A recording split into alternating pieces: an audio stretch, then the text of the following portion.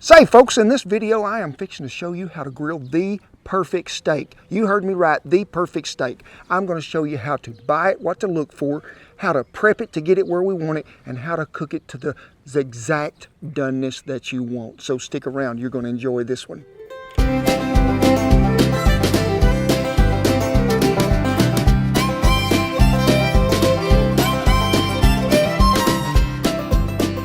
It is a beautiful day. I mean, there ain't even no wind blowing in Southwest. Don't say that because it'll start blowing. And the good Lord blessed us because we got 9/10 of an inch of rain on Saturday, the first we've had since October. So thank you, Lord. But today we're going to talk about grilling that perfect steak. Now, where does that start? That starts with you buying the perfect steak that you want to cook. There are 3 choices that you have to make: select, choice, and prime. What are we talking about? The USDA puts a grade on meat from the standards in which it has to meet. Now, each one of them is going to cost a different price as you climb up that ladder of more marbling, more tenderness, more juiciness. Now, select, it is the cheapest steak you can buy. You walk into a grocery store and you look at it, a lot of stuff is select. Then there is choice, which is right below prime, but quite a bit ahead of the select people. And he is going to have more marbling, and we're going to get into that and show you what we're talking about here in a minute. And he's going to have better flavor, and it's going to be tender. Now you get up to prime, it's sort of like driving what you call a beat up old banger Ford pickup truck or Chevrolet or Dodge that's made in 1960, had 390,000 miles and the fenders fell off of it, to going up to the Cadillac Escalade, which is prime. Now, I'm not telling you what to buy, but I would buy choice or prime. That's where you're going to get the most of what you pay for, and you're going to realize it when you eat it. I have went to the store and bought a piece of select, just an old ribeye there laying there, and I have a piece of certified Angus beef that is choice. Now, they grade on the high end of choice. This is not marbling. This is a line of gristle that is not clean. A piece of tissue in there that really is going to make steak tougher. You see very little what I would call marbling in here. Marbling is what I call beef butter. Now, you're going to see it in a steak, but the longer the steak sets out, it's going to disappear because it melts as it's getting closer to room temperature. But it's little white flecks of little fatty tissue that make it so good. I mean, make it tender. Shan used to be this way when she first come along. She was looking for the piece of cleanest red meat she can find. Folks, that ain't what we're after. I'm after them little white flecks that all run down through here that is going to make this a great marbled steak to cook. It's going to be more tender and it's going to have more flavor. They're more numerous, the little white flecks in here. They're not big, long, stringy things that are going to be like hard to cut and hard to chew. And if you go on up and you get a piece of prime and you lay out there, that thing is covered with snowflake marbling. We have 2 ribeyes laid out here. But the perfect steak to grill for the most tenderest cut of meat you can have, what is that? A fillet. Next, I would probably say it's going to be the ribeye or the chuck eye. Very good on marbling, and it's so good. Now, we do a lot of New York strips or Kansas City strips. They're going to have a little more rind on one side and be cleaner on the other. There's still that tenderness, there's still that flavor. If you're looking for a choice piece of meat that has still got some marbling but a little cheaper down the scale there, get you a piece of sirloin. Now, sirloin is a good cut of meat. It is. Now, it's not going to have the tenderness maybe so that the ribeye or the strip has, but you can make that steak tender too, and you're still going to get that taste. Now, there's all kinds of things you can put on a steak out there, and I'm not trying to mask the flavor of any steak I cook. I'm trying to enhance that flavor. Number one thing, lime juice. Now, lime juice is not going to cover up and mask flavor. What is it? A natural tenderizer that breaks down connective tissue in meat. So it's going to get in there and absorb, and it's going to let that meat just sort of soak up in that goodness, and it's going to make it the best, most tenderest thing you can find. Just put you a little on there, or you can use a real lime, rub it in really, really well. Be sure you get it on both sides. So folks, say you've got a tougher cut of meat, or maybe you've got a select cut of meat. Now, I'm talking like a sirloin or a flank steak or maybe a skirt steak, something that we need to get a little more tender. Use a tenderizer on it. Now, you need to be sure when you buy a tenderizer, first of all, no MSG, no monosodium glutamate fellers in there. But also, it can't be seasoned. Now, I'm not going to use it on a piece of CAB that is a strip a fillet, a ribeye, and sure on never a piece of prime. But if you've got an old piece of meat that is a little tougher cut, this will help you. Put it right on after that lime juice, both sides, rub it in well, and you'll be good to go. Now the next step I'm going to tell you to use when you do this is you should have some of this original seasoning by now. Where can you get it? Time for a commercial. Thank you folks for dropping by. You need to go to this website, KentRollins.com, and get you some of this original. But make sure you've got some seasoning that you really like, and I would prefer you had this. We're going to generously season this little feller. Then we're going to rub it in really good on top of that lime juice. Turn him over. Same thing on the other side. Folks, these are about a 12 to 14 ounce piece of meat. And I like to cook a steak that is at least 1.25 inches. The bigger the piece of meat, the more seasoning you have to be on it. Don't be afraid to think that you might over season, because you're not on a big old thick cut of beef, I promise you. There are two common mistakes I think that people do when they are fixing to cook a steak. 1, under season. 2, overcook. What would we do with this feller now that we've got seasoned?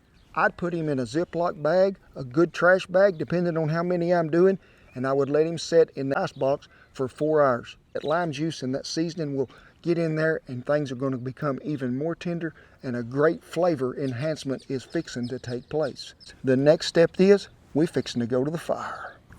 Folks, I can almost feel the excitement in Beagle and Frank. I can. You can tell that they are so excited that it is steak day. First of all, you need a good, clean, hot grill. I'm using a hardwood lump mesquite today, and I would recommend that you use a lump if you don't have hardwood available. If you are using a gas grill, be sure and check our video. Shan will have a link above on how to get the most flavor out of that gas grill. Can I put my hand there and hold it for more than 5 seconds? No, I can't. It is hard enough to go. It is cleaned, it is oiled. I can lower up or down. So this is good and hot. Probably, I'd say 5.5 to 6 inches away from them cold. The first contestant is this beautiful ribeye. Hear that sound? I like that sound. His brother, here. We're shutting the lid. It is the same with that gas grill. I want to keep that instant heat in there that I was so hot. We'll open it there at the last, but we ain't gonna let it open right now because that smoke is circulating here and coming out here. I'm about 1/4 open on the vent here and all the way open on the side. I'm probably gonna go in the range of 3 to 4 minutes along in there. We'll look at this, then we'll turn it. Now there's people out there gonna holler, you can't flip it but once. Who said? I cooked over 600 steaks in the last week. I turned some of them 4 or 5 times before I got them like they wanted, especially if it is a big old thick cut of meat and you're having trouble with flare-ups or having to regulate your fire. I ain't wanting you to flip it every 30 seconds. The biggest mistake you can when you're flipping is flipping it down there where the beagle can get a hold of it. Got one of them grills has got one of them temperature gauges on there. You can see I'm running 370 along in there. That's sort of where I like to be, but I've had it as hot as 450. Don't get carried away with that thing. I cooked most of my life and ain't never had no temperature gauge. So let's take a little gander. Look there. This is probably the hot side. Now I can see how things have changed, and this old steak's beginning to sweat a little. So I'm going to tell you right now, I'm fitting to turn that rascal because he is getting close to that point. This one here, he's a little behind that one, but not bad due to his thickness. There's a little changing of color here, but also, folks, I'm going by this touch. What touch is it? Everybody do this. Everybody got that? Don't squeeze it, just hold it there really simple. Take this hand, feel of that muscle. Here's what we're doing. You seen me touch it? I gotta turn it. That feller is ready to be turned. So, what are we talking about when I'm touching a steak? We're talking about this method here. That is what a steak feels like when we're touching it. That is rare. Now, change positions, put this finger on there, touch. You have toughened this up just a little bit. This is medium rare. Now, folks, that would be a medium and that would be a medium well.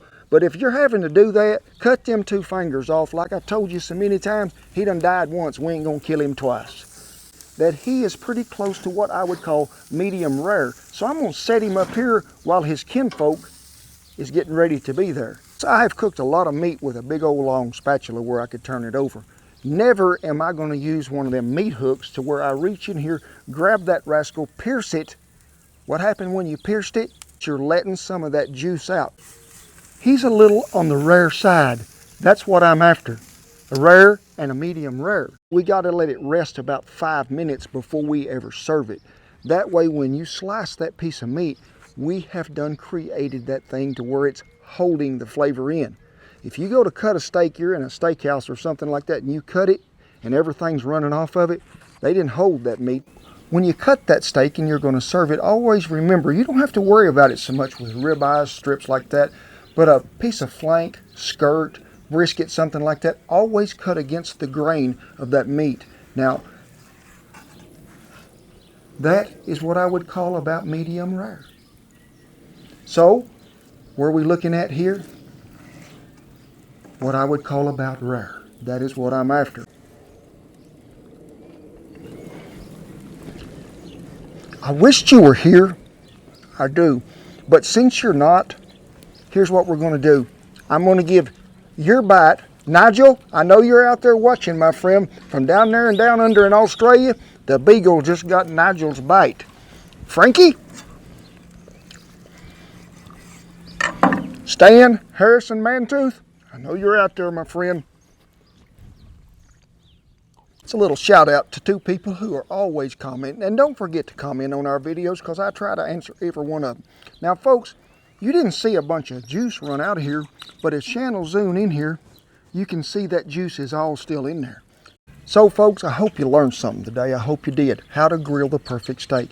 Number 1, don't be intimidated to put that steak on the grill. You can cook one just as good as I do. Remember, the only time you should fear a piece of beef is when it is still on the hoof alive, snorting in your back pocket. That is the only time you should fear one. Thank you so much for stopping by. Me and Shannon the pups, we don't take it for granted that you watch our videos. Be sure and tell your friends we need to share the love. God bless you, each and every one. We'll see you down the trail, and reach down there and hit that subscribe button. Thank you. So, folks, glad you dropped by today. It is a big day, it is. Does this need to be the short one, the long one? This is the short intro. So sorry. Ready? Hey folks, Yeah. in this video, I'm going to show you how to grill the perfect steak. 'Kay. We're going to teach you how to buy it, Uh-huh. how to prep it, and then how to grill it to get that perfect doneness that you're looking for. Stick around. You said that so easy. Why don't you do it? I know. Huh? I'm not Kent Rollins.